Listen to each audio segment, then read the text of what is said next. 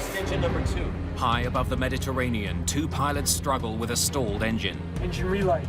Negative. Stop. Engine 1 is flamed out. 45 miles from land, the pilots make a difficult decision. Prepare to ditch. Oh my God, be merciful. Passengers are forced to make life or death decisions on their own. Do not inflate your vest!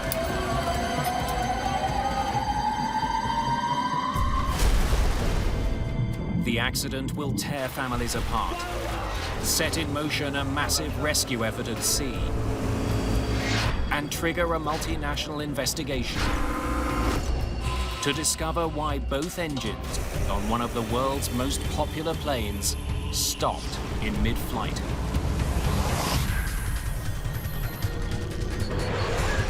Mayday.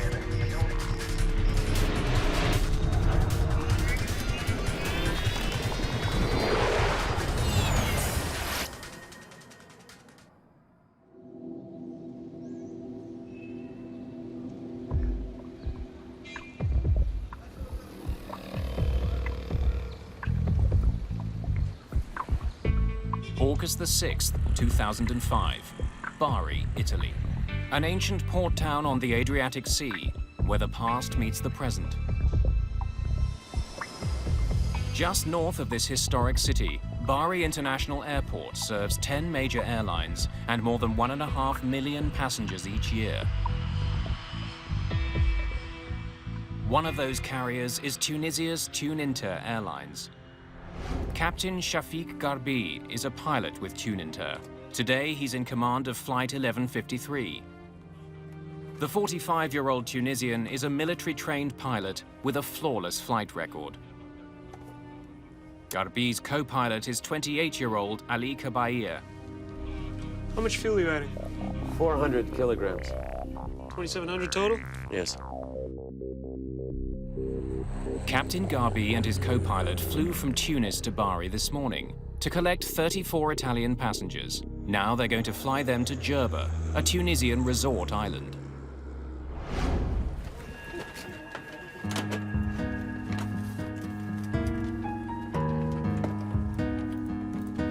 Among the passengers is 31-year-old police officer Luca Squicciarini. His girlfriend Paola is traveling with him. Our first choice wasn't Jerba, it was Cape Verde. The thing with Cape Verde is that it was a period of terrorist activities. The flight would have left from either Rome or Milan. Since they are two large airports, Paola was afraid that there would be an attack, so we chose not to go to Cape Verde. It was my first trip with Paola. We met the previous winter. We had plans to marry the following year. To tighten your belt, pull on the loose end of the strap. To release your seatbelt, lift the upper portion of the buckle. Ladies and gentlemen, your life vests are located beneath your seats. To inflate the vest, pull firmly on the red cord, only when you're leaving the aircraft. If you need to refill the vest, blow into the mouthpiece.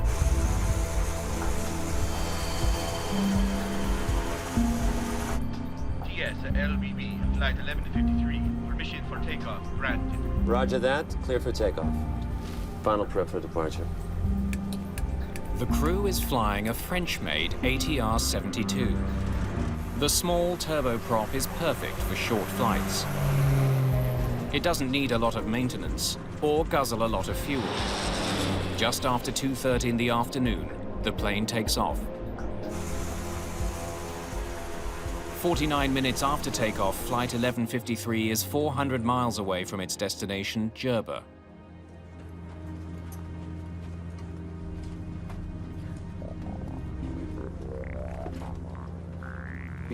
So we started chatting with other passengers. We were all excited. We talked about the vacation. Like Luca and Paola, Barbara Balachi is on her way to Jerba for a vacation with her fiancé, Francesco. Barbara was 23 years old. She was on the verge of realizing her lifelong dream of graduating in biology. After writing her final exam, she decided to take this vacation with her fiancé, Francesco. Then 75 miles from the nearest land and 23,000 feet above the sea, the plane's right engine stops working. We've lost engine number 2. Let's get to 17,000 feet. TUI 1153, request 170. TUI 11. Captain Garby begins an emergency descent. Sending 170. When you have a single engine flameout, you would descend down to a lower altitude, the air is thicker, the propeller is more efficient. Under current conditions, the ATR-72 can best fly on one engine at an altitude of 17,000 feet. Power lever, flight idle. Start button. The crew struggles to restart the right engine. Negative. Fuel supply, check. But then, less than 2 minutes after the first engine quits,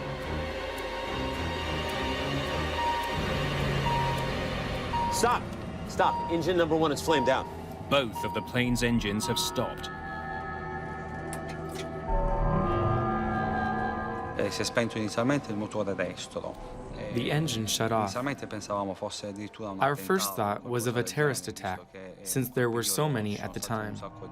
We tried to figure out what was happening, so we looked towards the cockpit to see if someone was trying to sabotage the plane. Se qualcuno voleva sabotare l'aereo.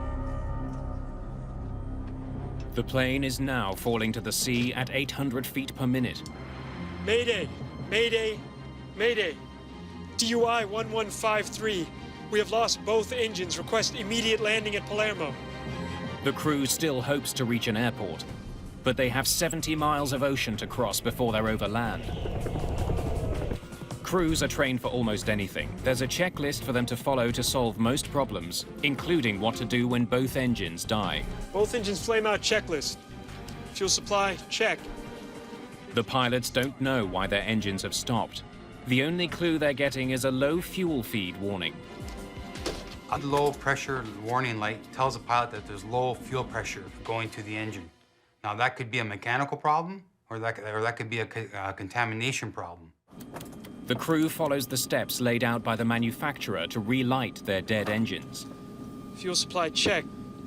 Power lever, flight idle. Start button. Engine relight. Negative. Get Shokri. The captain asks the cabin crew to bring the onboard engineer, Shokri Habui, to the cockpit. Palermo approach. This is TUI 1153. We have lost both engines. Request immediate landing. The closest airport is in Palermo, on the Italian island of Sicily. TUI 1153, Palermo. Affirmative, you are clear for landing. Palermo approach. What is our distance to the airport? Your distance to Palermo is now 48 nautical miles. An ATR-72 will fall from the sky at a predictable rate. 1 foot down for every 16 feet forward. 48 nautical miles is further than the plane can glide. I don't think we're gonna make it.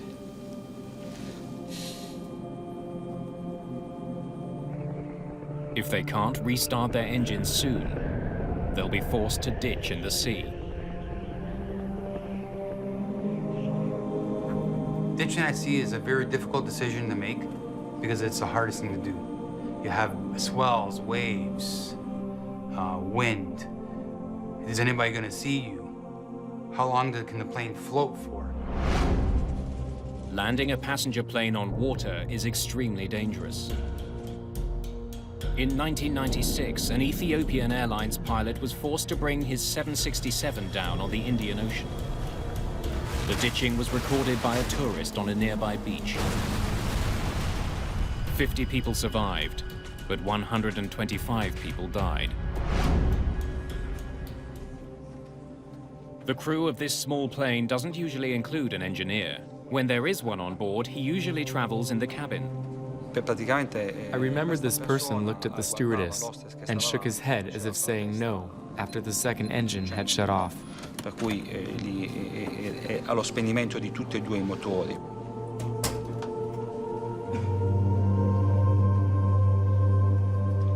per cui lì ho capito che stava cercando di fare qualcosa That gesture showed there was nothing left to do. per far funzionare questo aereo, però mi sa.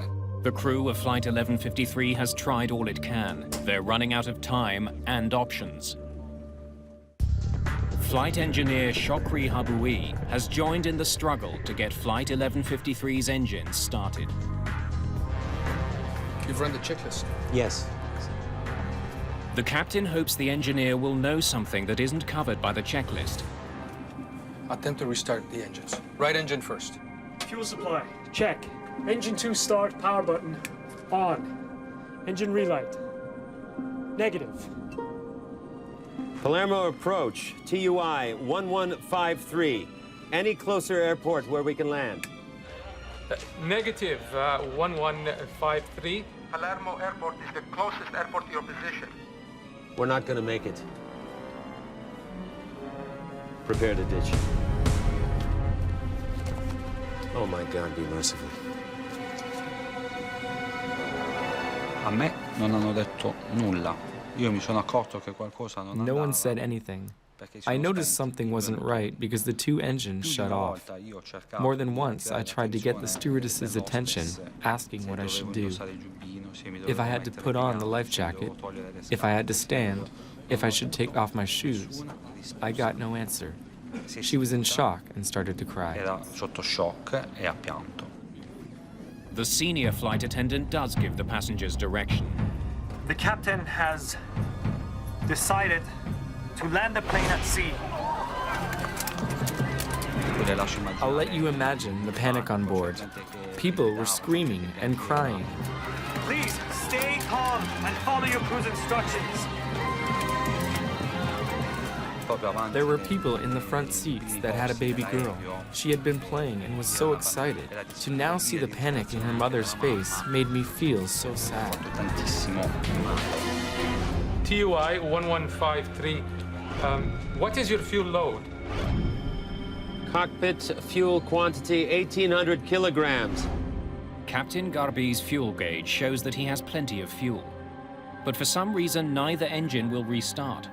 Just 10 minutes after the trouble began, the plane is 7,000 feet above the ocean and falling. Outside, it's completely silent. But in the cabin, there's panic. Please remain in your seats with your seatbelts fastened. My first instinct was to undo my seatbelt to prevent getting trapped when we hit the water. I didn't want to be trapped in my seat and go down in a horrible way. Secondly, I put on my life jacket and quickly blew it up. I did this to soften the blow of the impact. Il giubbino di salvataggio e l'ho gonfiato subito. Do not inflate your vests until you left the plane. A plane ditching at sea will more than likely fill with water. That's why safety procedures call for passengers to only inflate their life vests once they've cleared the plane. Otherwise, they could become trapped inside the flooded fuselage and drown. In the Ethiopian Airlines crash, many passengers ignored this advice and drowned after surviving the initial impact. Negative. The dead engines aren't the only problem confronting the crew. Engine 2 start, power. Many of their instruments get their power from the engines. Without the engines, some vital gauges are dead. On a two-engine flameout, you go on your standby instruments, which is you have an attitude indicator, you have an altimeter. Fuel supply, check. The crew continues to try to restart their engines, but it's become clear that they've run out of time. They're not doing anything. Confirm distance, please. Your distance is now 20 miles. Boats. I see boats. Choosing to ditch near a ship or a vessel is not written in any checklist. It's just good airmanship because the rescue can start immediately and it increases your chances of survival. Palermo approach. It's TUI 1153. We can't make it to the airport. We see two boats on the left side. We're going there. If you can, please call. Captain Garby turns his plane towards the boats. Can you send helicopters or something similar? Fast, fast, fast. Emergency. All marine units, aircraft in distress, 20 nautical miles off Palermo. Even before the plane hits the water, rescuers are on their way.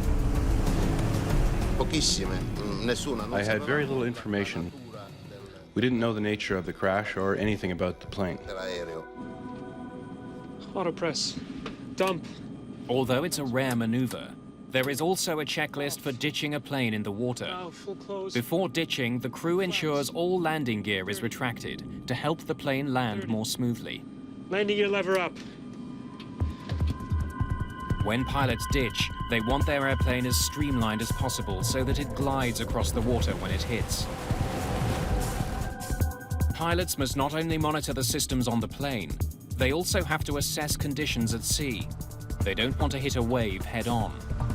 If you hit perpendicular to the waves or swells with the aircraft, it's like hitting concrete. The plane will break up. Passengers can see what's coming. I was hanging on tight to the seat in front of me, and through the window, I could see the impact was imminent. The crew is 700 feet above the sea. You're with me, Ellie, huh? Careful. Shakri, ready? Ready. Here we go. There is no other God but Allah. Muhammad is his messenger. In the name of God, merciful, merciful.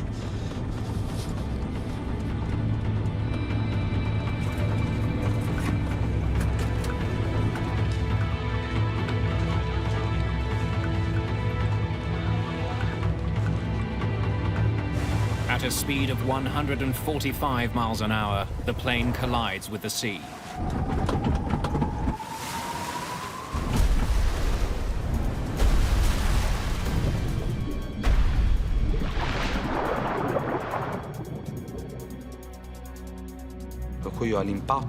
I lost consciousness.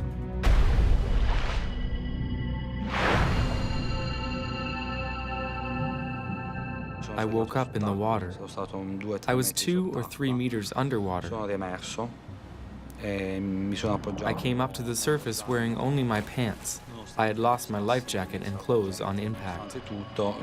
I got to the surface and grabbed onto a bag. I was in shock. I was surrounded by everything. My thoughts were constantly with Paola. I thought I was going to die because I was spitting blood. I felt my lungs filling with blood.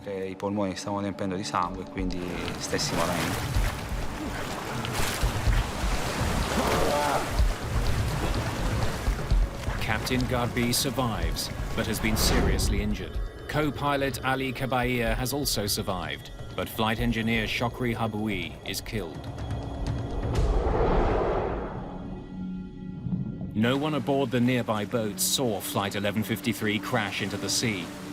The plane has broken into 3 pieces. The tail section and much of the fuselage sink to the bottom of the sea. But the largest section, containing the 2 wings, stays afloat. It becomes a makeshift life raft for survivors. But not all of the passengers have survived. Many haven't made it out of the plane and to the surface.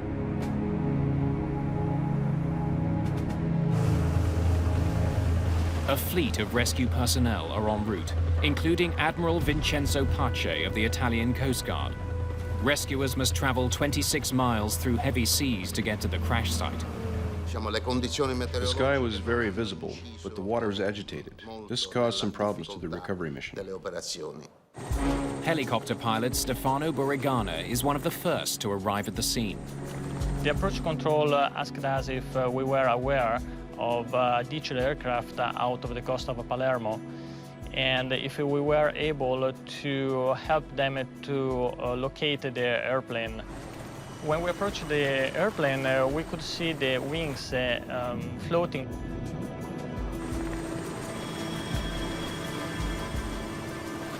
There were several people in the water around the aircraft, all floating, and everybody with their jacket inflated. Burigana spots Luca Squicciarini floating, away from the main wreckage. There was one man without his jacket, and he was the farthest from the airplane. I decided to go over him and throw one of our life jacket to him. The Coast Guard arrives and begins pulling survivors from the sea. The actions of the people in the water made us very agile. Because of what they were doing, we ourselves did not panic. We had the calm collaboration of all these people because despite what happened, they knew help was coming and they would be rescued. Within the hour, the crash site is teeming with rescuers. They search for survivors from the water and from the air.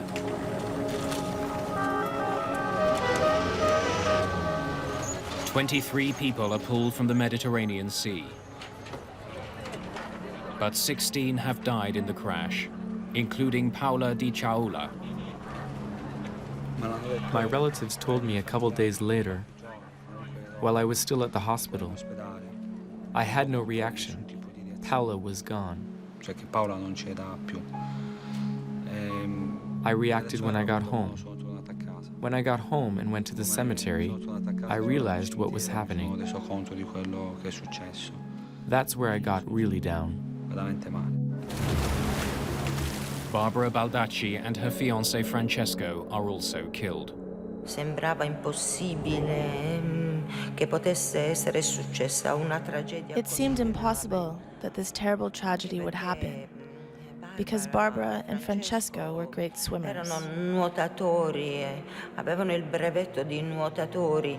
They used to go underwater without any problems. How is it possible that many on that plane saved themselves and they didn't? I was stunned and incredulous. Io rimasi incredula ed impietrita.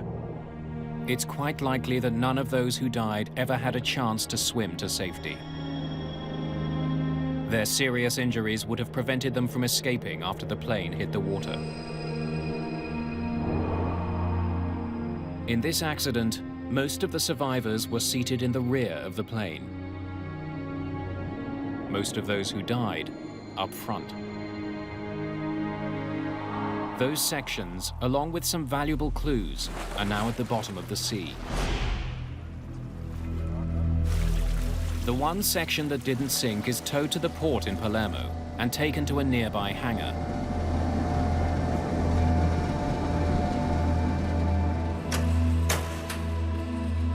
A team of agents from Italy's National Flight Safety Agency, the ANSV, begin looking for leads. Their job, find out why Flight 1153's engines stopped in mid-flight. We need to collect as much as evidence as possible in order to fulfill two main answers. What happened and why had it happened? They are led by Chief ANSV investigator Vincenzo Panetta. I arrived in Palermo the day after the accident, on the 7th, very early in the morning. Per piacere, permesso. A flight test engineer by training, Panetta has led several air crash investigations. The engines and central fuselage of Tunisair Flight 1153 have been recovered.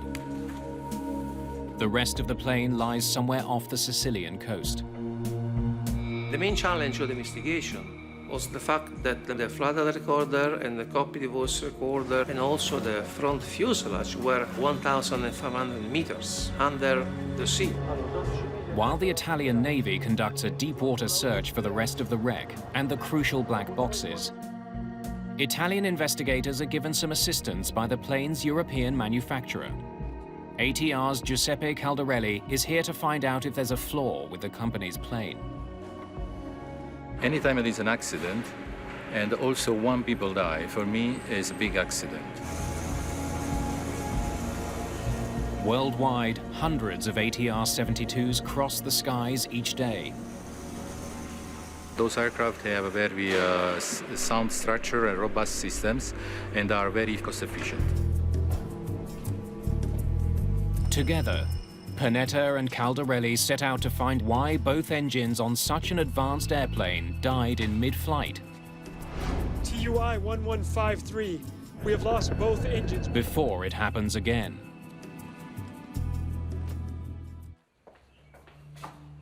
Captain Garby, how are you? I'm getting better, thank you. Investigators want to know what happened in the cockpit of Tunisair Flight 1153 when the engines died. Without the cockpit voice recorder, they must rely on the recollections of surviving passengers and crew members. The main cause of double engine failure could be a lack of fuel. But according to Captain Shafik Garby, lack of fuel was not the problem. What were your fuel readings? The fuel quantity indicator said 1,800 kilograms of fuel. What is your fuel load? Cockpit fuel quantity 1,800 kilograms. Fuel supply, check. Was there any warning that you were low on fuel? There was definitely no low fuel warning. Just a low feed pressure light. The absence of a low fuel warning and the presence of a low feed pressure warning is a major clue. This set of alarms usually indicates that there is a problem in feeding the engine with fuel. Since the plane's gauges indicated that there was fuel on board that did not get to the engines, ATR's Giuseppe Caldarelli looks for flaws in the fallen plane's fuel delivery system.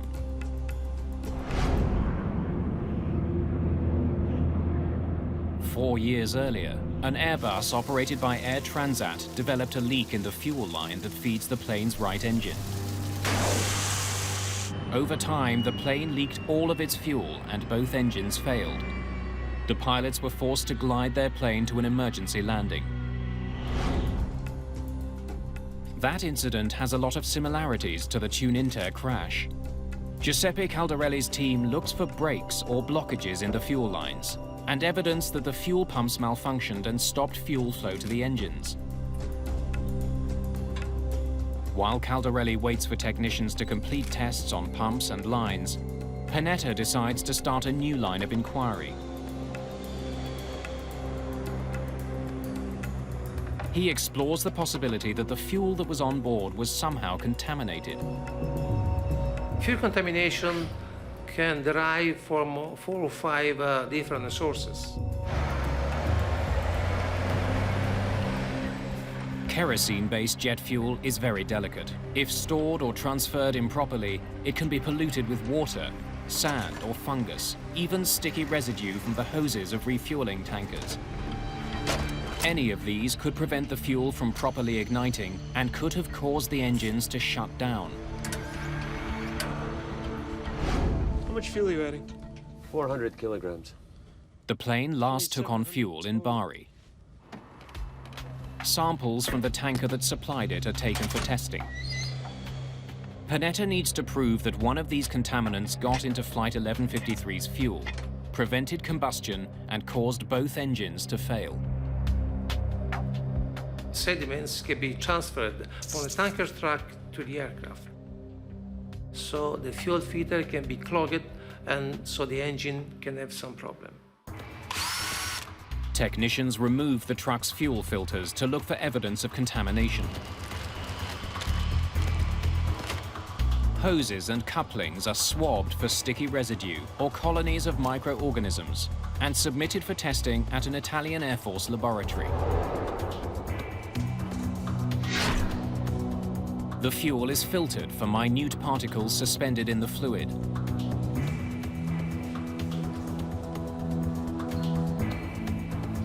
And carefully examined for impurities.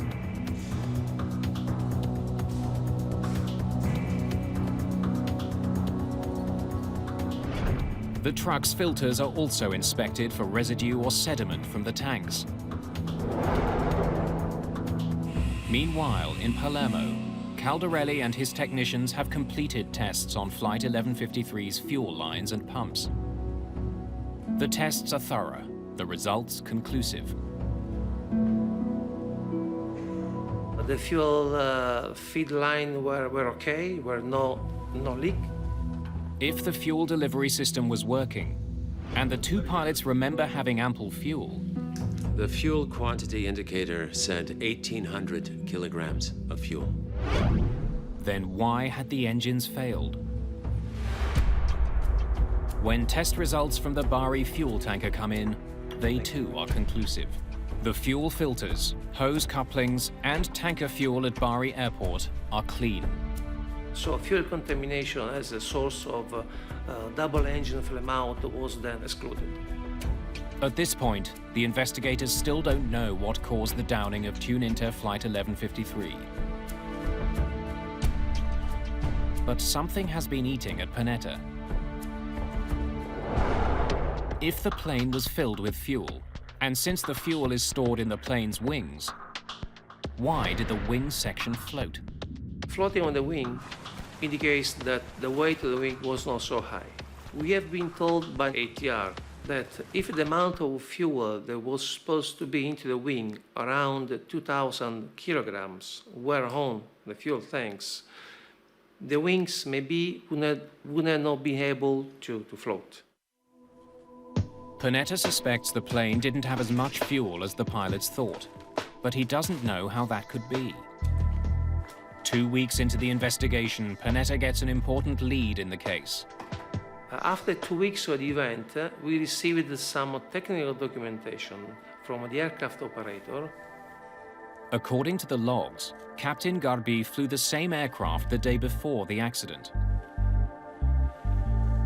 After that flight, he reported a problem with his fuel gauge.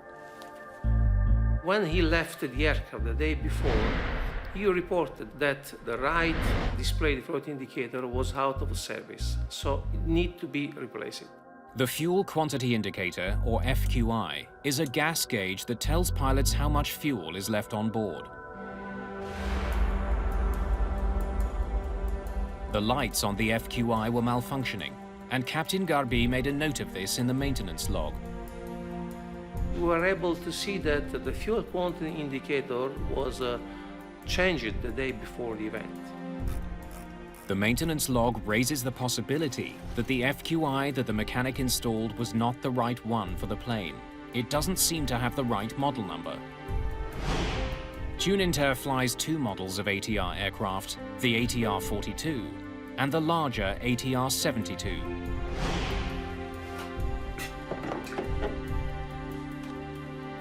The fuel quantity indicators for each plane look identical, except for a different model number at the top of each unit. The ATR-72 should have a model number 2500. But according to the logs, mechanics installed a unit with the model number 2250 instead. Tunisair's maintenance logs offer a valuable clue. But for Panetta, there's no definitive proof that the wrong fuel quantity indicator was installed on the plane. It could have been a mismatch in that aircraft documentation, so we need to prove that. There is only one way to know for certain whether Flight 1153 had the right fuel quantity indicator. Go find it at the bottom of the sea.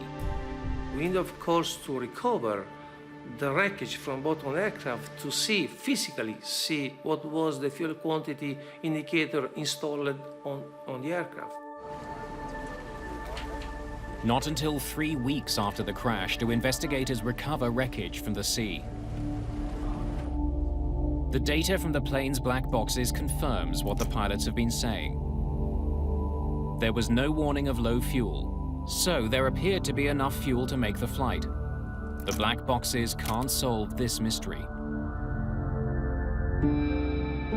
Investigators hope that the tail and front section can.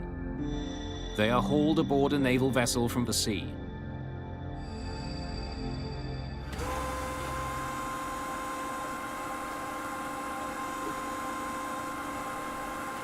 The moment the cockpit is hauled in, Panetta is there. There's only one thing he wants to see inside.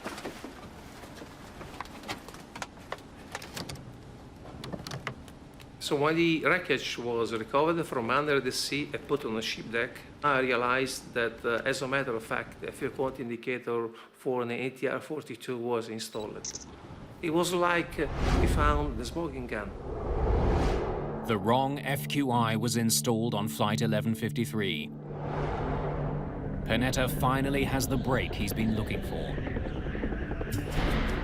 The ATR's fuel quantity indicator collects data from sensors in the fuel tanks and calculates how much fuel is in the tanks. But since the fuel tanks on the 42 and the 72 are a different size, fuel quantity indicators can't be swapped between them. Technicians conduct refueling tests with the wrong FQI installed on an ATR 72. And the results are chilling. The results show that if you install an FQI type, we say 42, on an ATR 72 aircraft, if I have no fuel into the aircraft in the fuel tanks, with it zero fuel, the fuel quantity indicator will show me 1,800 kilograms. Precisely the amount of fuel that the captain reported having when his engines flamed out. Cockpit fuel quantity 1,800 kilograms. Investigators conclude, at 23,000 feet above the Mediterranean, the wrong fuel indicator led the crew to believe that they had ample fuel, when their tanks were actually empty. Engine relight. Negative. They're not doing anything. The engines could not possibly have been restarted. With hundreds of ATR 42s and ATR 72s still flying, the implications are stark. Could there be other planes flying with the wrong gauge?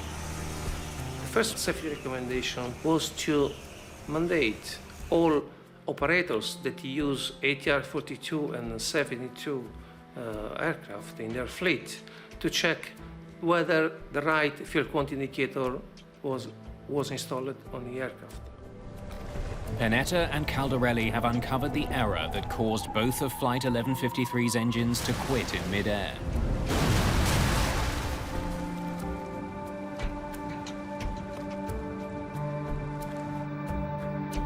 But the case isn't closed. Standard flight procedures should have uncovered the error before takeoff and prevented the disaster.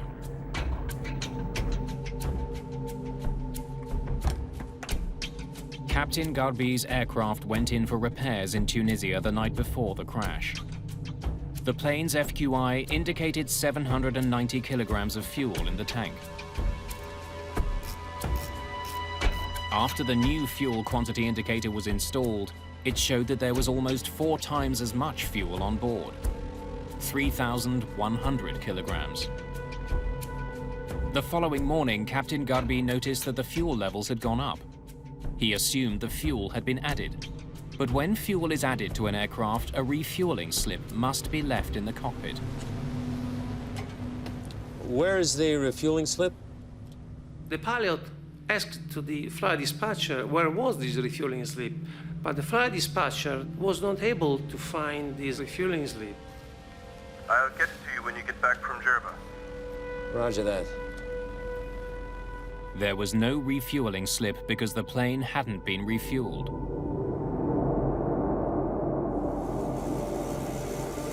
In spite of regulations, the captain left without that vital piece of paper. There are some standard regulations requiring the pilot to take off only when he is sure about the quantity of fuel. With the wrong fuel indicator on board and less fuel than he believed, Captain Garby makes it to Bari, Italy, and tops up his plane for the next leg of the trip to Jerba.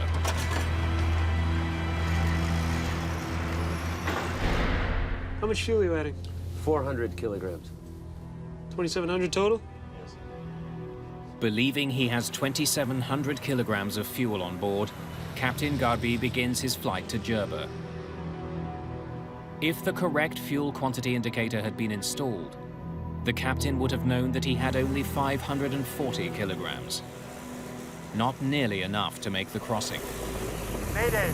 Mayday! Mayday! TUI 1153 request immediate landing at Palermo. We've lost both engines.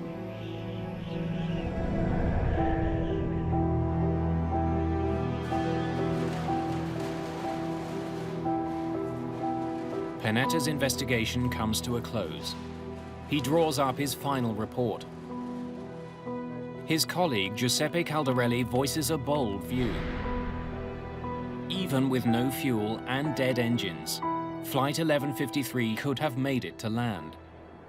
The aircraft was in a position that allowed to reach Palermo.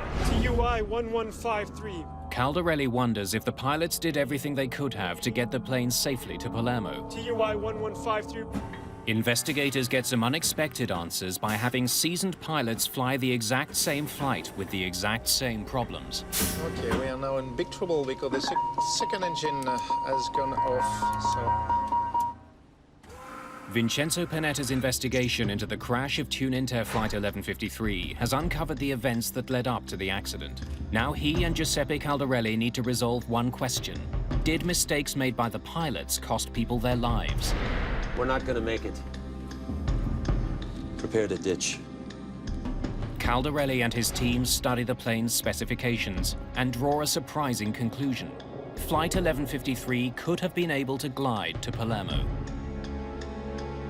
According to manufacturer data, an ATR is able to glide 3 miles for every 1,000 feet of descent.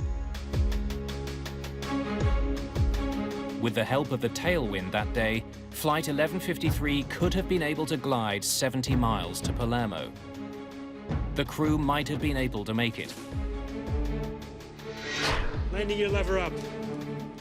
So what had the pilots done wrong?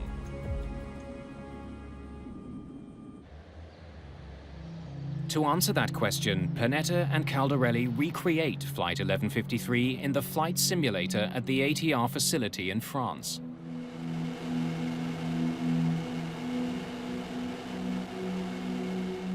Test pilots try to glide an ATR-72 for 70 miles from the altitude at which Flight 1153 lost its second engine.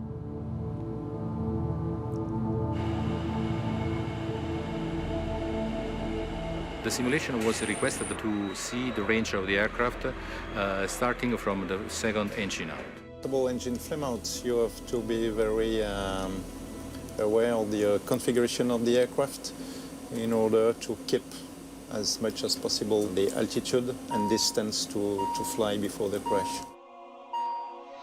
Stop! Stop. Engine number 1 is flamed out. With both engines out, the priority is to keep the plane gliding as far as necessary. To do that, pilots can change the angle of their windmilling propellers.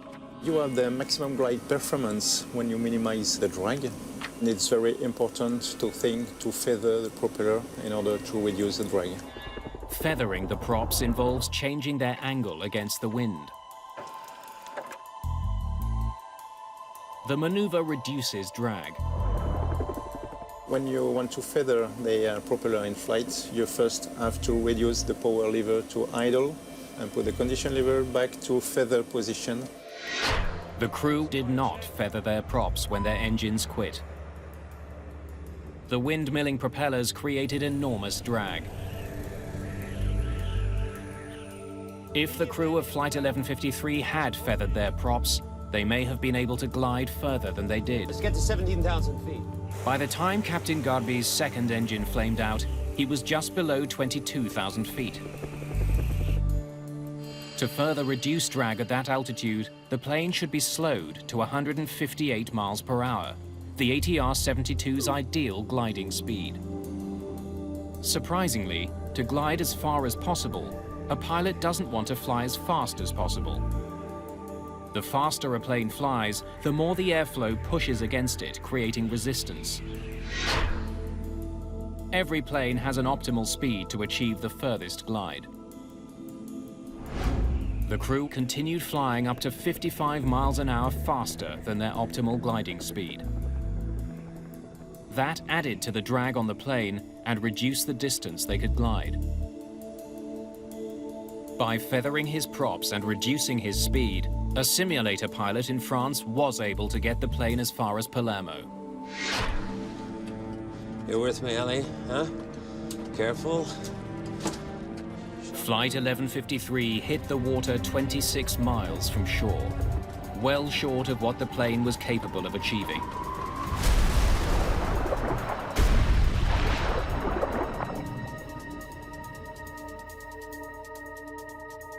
The simulation confirmed that the crew might have been able to make it to land. It was theoretically possible to reach the coast, but it was also very difficult to achieve that result. Simulator pilots had one big advantage over the crew of Flight 1153. They weren't in a life or death situation, and they knew they had to glide instead. Fuel supply, check. But Captain Garby didn't know he was out of fuel. He didn't think he'd need to glide to Palermo. Garby focused on restarting the engines instead. Feathering the props isn't part of that procedure. If the captain had known he was out of fuel, he might have acted to maximize glide instead. Once he realized that his engines wouldn't start, his focus was on trying to find a place to ditch the plane. Captain Garby also had to contend with a lack of instruments, as well as radio interruptions. TUI 1153. What is your fuel load? Cockpit fuel quantity, 1,800 kilograms. Most importantly, Captain Garby had the lives of his 34 passengers to consider. Of course, it's much easier to cope with that kind of situation on the simulator, because if you do wrong, if you crash the aircraft, you have the magic button, right, reset, everything is okay again. And that's very different in the real life with passengers behind and when it's your life. Your distance is now 20 miles. We're not going to make it. The simulation highlights the importance of proper training to deal with unlikely situations, such as a twin-engine flameout. In aviation, it's a very rare event.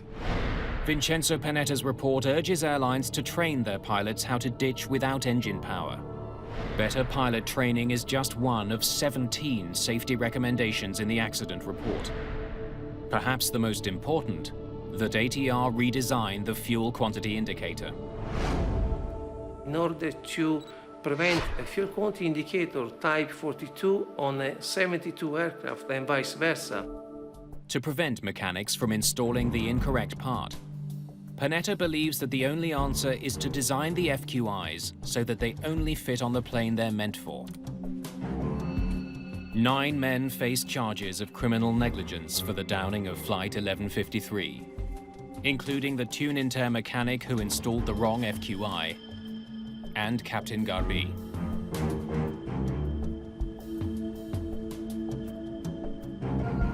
I'll get it to you when you get back from Jerba. Roger that. There is no single cause of the accident. This accident, like many other aircraft accidents, was determined by a series of actions, a series of events linked one to each other. È inaudita una cosa del genere. This is unheard of. Avrei accettato di più se si fosse rotto un motore. I would have accepted the engine breaking or a window shattering. But to have people die because of a lack of fuel? Persone perché manca del carburante su un aereo. Per evitare che si possano ripetere altre tragedie. We remember this to avoid such other tragedies, so that when you board a plane, you don't have to endure anything. Not even the simplest things. Semplici, perché sono quelle cose più semplici che si potrebbero evitare. Because it is the simple things that can be avoided. Tragic events like this should not happen. Dei disastri così gravi. Attempt to restart the engine. The crash of Flight 1153 was caused by a series of grave errors on the ground and in the air. But the flight data recorder does show that the crew's last move before hitting the water was absolutely perfect. Here we go. According to the available evidences, the flight data recorder and also some statement released by the crew that survived, the aircraft touched the sea first with the rear part of the aircraft at an altitude which is compatible with the optimum pitch altitude of the aircraft, which is 9 degrees. Captain Garby raised the plane's nose up to 9 degrees at the last possible moment. So instead of plowing into the sea, his plane glided along the surface of the water.